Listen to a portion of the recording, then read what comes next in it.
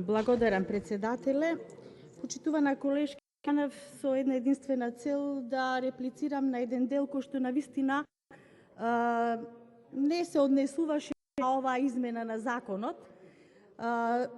Еклатантно користење на говорницата да се пласира нешто што веќе и беше јавно осудено и од страна на премиерот и владата и од страна на владеачкото мнозинство.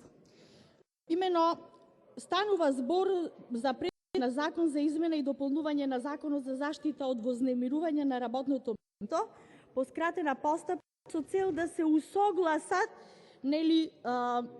глобите кои се скалесто дадени и намалени и се усогласени со Законот за прекршоци и Законот за надзор. Овдека не гледам потреба да постојано, како и на комисијата, се истакнуваат работи што навистина немаат врска со оваа измена и со дискусијата која што требаше да води во однос на тоа. Дали вие како парламентарна опозиција сте против намалување или изголемување на казните? Вие не го кажавте вашето мислење по однос на оваа измена.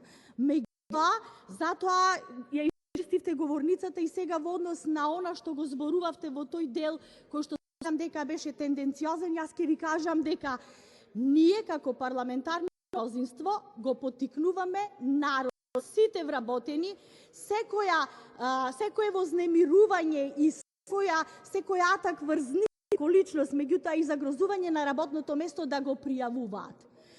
А како во времето на груевизмот, кога луѓето се санкционираа, молчеа, шепотеа, ниту народниот правобранител знаеше тоа да го каже, ниту да го нотира во своите извештаи.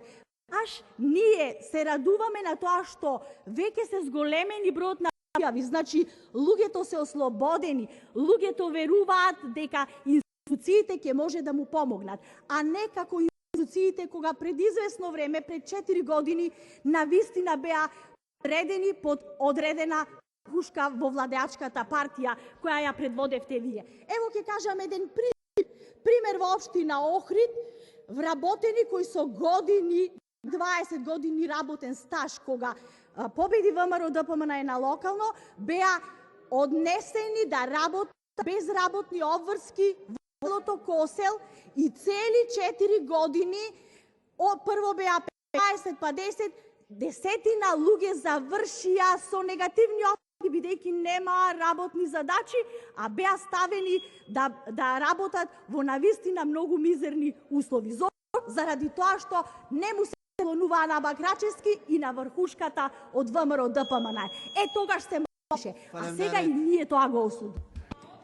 Ви благодарам.